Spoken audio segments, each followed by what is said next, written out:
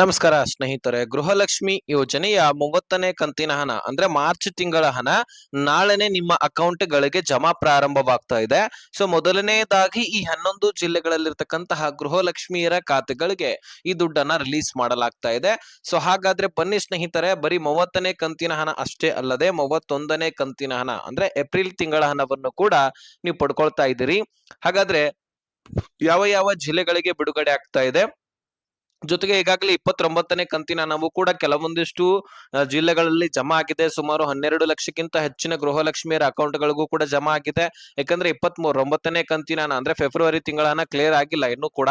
So ಆದ್ರೆ 29ನೇ ಕಂತಿನ ಹಣದ ಜೊತೆಗೇನೆ 30ನೇ ಕಂತಿನ ಹಣ ಅಂದ್ರೆ ಮಾರ್ಚ್ ತಿಂಗಳ ಹಣವನ್ನು ಕೂಡ ಕೊಡಲಾಗ್ತಾ ಇದೆ.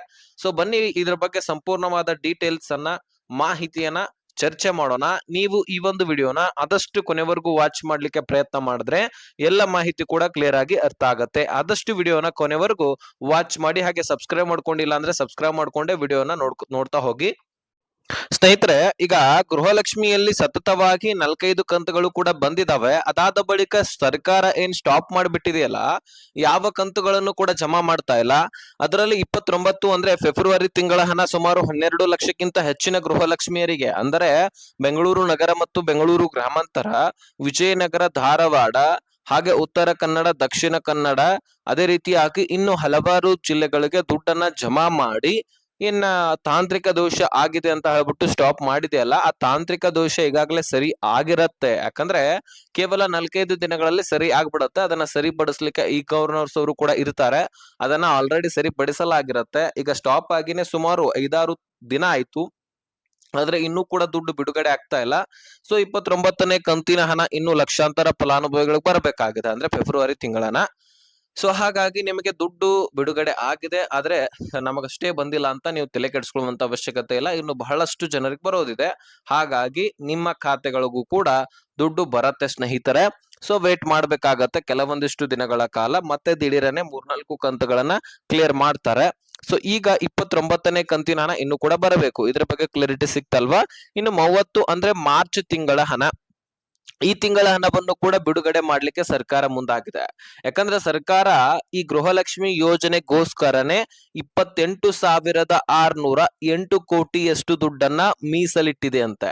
ಹೌದು, ಈ ವರ್ಷದ 12 ತಿಂಗಳನ್ನ ಈ 28,608 ಕೋಟಿಯಲ್ಲಿ ಜಮಾ ಮಾಡಬಹುದು ಸ್ನೇಹಿತರೆ. ಅಂದ್ರೆ ಇಷ್ಟು ದುಡ್ಡಲ್ಲಿ 12 ತಿಂಗಳ ಹಣವನ್ನು ಕೂಡ ಸರ್ಕಾರ ಕೊಡುವಂತಹ ಕೆಪಾಸಿಟಿಯನ್ನ ಹೊಂದಿದೆ. ಒಂದು ಕಂತಿಗೆ ಸುಮಾರು 2,400 ಕೋಟಿ ತನಕ ದುಡ್ಡು ಬೇಕಾಗತ್ತೆ. 2 ಕಂತಿಗೆ ಸುಮಾರು ಹತ್ತತ್ರ 5,000 ಕೋಟಿಯಷ್ಟು ದುಡ್ಡು ಬೇಕಾಗತ್ತೆ. ಆದ್ರೆ ಈಗ 28,608 ಕೋಟಿಯಷ್ಟು ದುಡ್ಡು ಏನಿದೆ, ಇದು 12 ತಿಂಗಳ ಹಣಕ್ಕಾಗಿ ಸಾಕಾಗತ್ತೆ. 12 ತಿಂಗಳಂದ್ರೆ 12 ಕಂತುಗಳು. ಹಾಗಾಗಿ ಈ ವರ್ಷದಲ್ಲಿ ಸದ್ಯಕ್ಕೆ ಗೃಹಲಕ್ಷ್ಮಿ ಯೋಜನೆಯಲ್ಲಿ ದುಡ್ಡಿನ ಕೊರತೆ ಇಲ್ಲ ಅಂತ ಹೇಳಬಹುದು. ಆದ್ರೆ ಬೇರೆ ಬೇರೆ ಯೋಜನೆ ಅಂದ್ರೆ ಉದಾಹರಣೆಗೆ ಈಗ ಪಿಂಚಣಿ ಯೋಜನೆ, ಇನ್ನು ಮಹಿಳಾ ಮತ್ತು ಮಕ್ಕಳ ಕಲ್ಯಾಣ ಇಲಾಖೆಗೆ ಸಂಬಂಧಪಟ್ಟಂತಹ ಯೋಜನೆಗಳು, ಕಾರ್ಮಿಕ ಕಾರ್ಡ್ಗಳಿಗೆ ಸಂಬಂಧಪಟ್ಟಂತಹ ಯೋಜನೆಗಳು, ಅದಕ್ಕೆಲ್ಲವೂ ಕೂಡ ದುಡ್ಡು ಹೋಗ್ತಾ ಇಲ್ಲ. ಇನ್ನು ಗ್ಯಾರಂಟಿ ಯೋಜನೆಗಳಲ್ಲಂತೂ ಯಾವುದೇ ತೊಂದರೆ ಮಾಡ್ತಾ ಇಲ್ಲ ಸರ್ಕಾರ, ಆದಷ್ಟು ಕ್ಲಿಯರ್ ಮಾಡ್ತಾ ಇದೆ. ಯಾಕಂದ್ರೆ ಗ್ಯಾರಂಟಿ ಕೊಟ್ಟಿದ್ದಾರಂದ ಬಳಿಕ ಅದನ್ನ ನಡೆಸಲೇಬೇಕು. ಇನ್ನು ಉಳಿದಂತಹ ಯೋಜನೆಗಳನ್ನು ಕೂಡ ನಡೆಸಬೇಕು. ಆದ್ರೆ ಸರ್ಕಾರ ಹೆಚ್ಚಾನೆಚ್ಚು ಗ್ಯಾರಂಟಿ ಯೋಜನೆ ಕಡೆನೆ ಗಮನ ಹರಿಸ್ತಾ ಇದೆ. ಇದರಲ್ಲಿ ಯಾವುದೇ ರೀತಿ ಹೆಸರು ಕೆಡಿಸ್ಕೊಳ್ಬಾರ್ದಲ್ವಾ? ಸೊ ಆ ರೀತಿಯಲ್ಲಿ ಸರ್ಕಾರ ನಡ್ಕೊಳ್ತಾ ಇದೆ. ಆದ್ರೆ ಎಲ್ಲ ಯೋಜನೆಗಳನ್ನು ಕೂಡ ಸರಿಯಾಗಿ ನಡೆಸ್ಕೊಳ್ಬೇಕಾಗಿರ್ತಕ್ಕಂತಹ ಜವಾಬ್ದಾರಿ ಸರ್ಕಾರದ್ದು. ಯಾಕಂದ್ರೆ ಈಗಾಗಲೇ ರೈತರಿಗೆ ಹೆಚ್ಚಿನ ಮಳೆ ಬಿರುಗಾಳಿ ಆಗಿರ್ತಕ್ಕಂತಹ ಕಾರಣಕ್ಕಾಗಿ ಬೆಳೆಗಳು ನಾಶ ಆಗಿರ್ತವೆ. ಮಾವು ಬೆಳೆದವರಿಗೆ, ದ್ರಾಕ್ಷಿ ಬೆಳೆದವರಿಗೆ, ಹೀಗೆ ಹಲವಾರು ತರದ ಕಬ್ಬುಗಳನ್ನ ಹೀಗೆ ಬಿರುಗಾಳಿ, ಸುಂಟರ ಗಾಳಿಯಿಂದಾಗಿ ಎಲ್ಲ ಬೆಳೆಗಳು ನಾಶ ಆಗ್ತಾ ಇದೆ. ಹೀಗಾಗಿ ಅದಕ್ಕೆ ಏನ್ ಪರಿಹಾರವನ್ನ ಕೊಡಬೇಕು ಅದಕ್ಕೆ ಕೂಡ ಗಮನ ಹರಿಸ್ಬೇಕು ಸರ್ಕಾರ. ಬರೀ ಗೃಹಲಕ್ಷ್ಮಿ ಯೋಜನೆ ಅಥವಾ ಅನ್ನಭಾಗ್ಯ ಯೋಜನೆ, ಒಟ್ಟಾರೆಯಾಗಿ ಗ್ಯಾರಂಟಿ ಕಡೆಗೆ ಗಮನ ಹರಿಸೋದಷ್ಟೇ ಅಲ್ಲದೆ ಎಲ್ಲ ಯೋಜನೆಗಳನ್ನು ಕೂಡ ಸರಿಯಾಗಿ ನೋಡ್ಕೊಳ್ಬೇಕನ್ನುವಂತಹ ಮನವಿ ನಮ್ದಾಗಿರುತ್ತೆ. ಯಾಕಂದ್ರೆ ಬಹಳಷ್ಟು ರೈತರು ಕೂಡ ಈಗ ಸಂಕಷ್ಟಕ್ಕೀಡಾಗಿದ್ದಾರೆ. ಅಲ್ಲಿ ಕೂಡ ಪರಿಹಾರ ಒದಗಿಸಿ ಕೊಡ್ಲೇಬೇಕಲ್ವಾ? ಹೌದು, ಈಗ ಗೃಹಲಕ್ಷ್ಮಿಯರ ಗಂಡಂದಿರು ಕೂಡ ಈಗ ಹೊಲ ಗದ್ದೆಗಳಲ್ಲಿ ಕೆಲಸ ಮಾಡುವಂತವರು ರೈತರಾಗಿರ್ತಾರೆ. ಅಲ್ಲಿ ಕೂಡ ಬೆನಿಫಿಟ್ ಸಿಗ್ಲೇಬೇಕಾಗತ್ತೆ. ಯಾಕಂದ್ರೆ ಅವ್ರಿಗೆ ಒಂದಿಷ್ಟು ಧನ ಸಹಾಯವಾದ್ರೆ, ಬೆಳೆ ಹಾನಿ ಪರಿಹಾರ ಸಿಕ್ಕರೆ ಇನ್ನಷ್ಟು ಮನೆಯನ್ನ ನಡೆಸಲಿಕ್ಕೆ ಅಥವಾ ಬೆಳೆ ಹಾನಿ ಆಗಿರ್ತಕ್ಕಂತಹ ಪರಿಹಾರ ಸಿಕ್ಕು ತಮ್ಮ ಸಂಕಷ್ಟವನ್ನ ಕಡಿಮೆ ಮಾಡ್ಕೊಳ್ಬಹುದು. ಈಗ ಒಟ್ಟಾರೆಯಾಗಿ ಗೃಹಲಕ್ಷ್ಮಿಯಲ್ಲಿ ಯಾವುದೇ ದುಡ್ಡಿನ ತೊಂದರೆ ಇಲ್ಲ ಅಂತ ಹೇಳಲಾಗಿದೆ.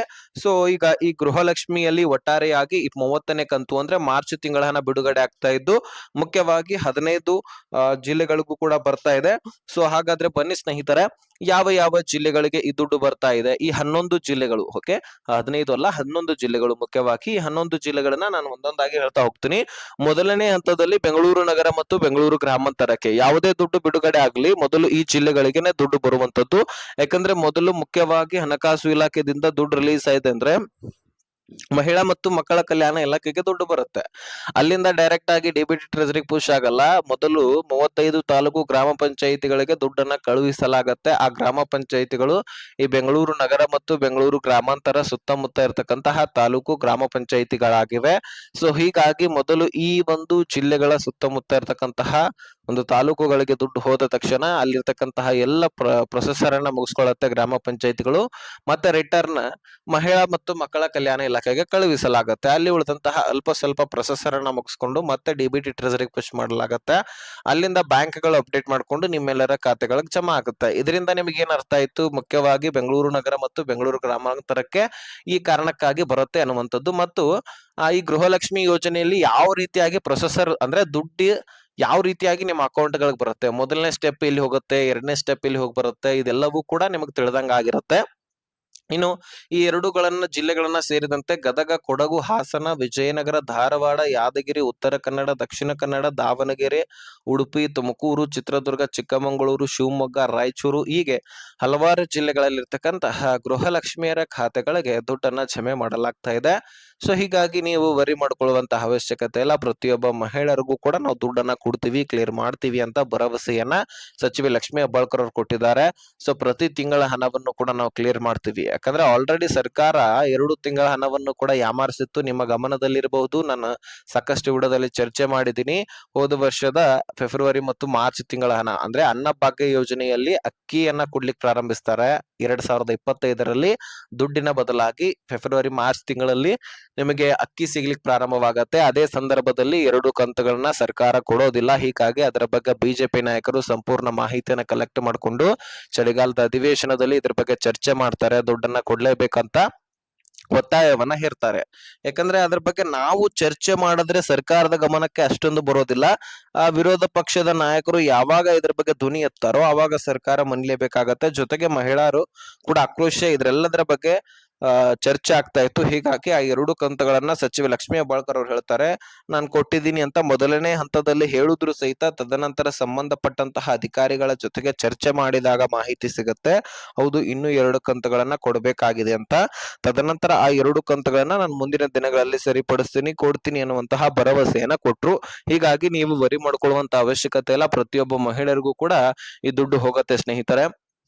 ಹಾಗಾಗಿ ಸೊ ಇದ್ರ ಬಗ್ಗೆ ಕ್ಲಾರಿಟಿ ಸಿಕ್ಕಿದೆ ಅಂತ ಅನ್ಕೊಳ್ತೀನಿ. ಆದಷ್ಟು ಎಲ್ಲ ಗೃಹಲಕ್ಷ್ಮಿಯರು ಕೂಡ ಈ ವಿಷಯವನ್ನ ಎಲ್ಲ ಗೃಹಲಕ್ಷ್ಮಿಯರಿ ಆದಷ್ಟು ಮತ್ತ ನಿಮ್ಮ ಸ್ನೇಹಿತರಿಗೆ ಗೃಹಲಕ್ಷ್ಮಿಯರಿಗೆ ಶೇರ್ ಮಾಡಿ, ಅವ್ರಿಗೂ ಕೂಡ ಕ್ಲಾರಿಟಿ ಸಿಗ್ಲಿ.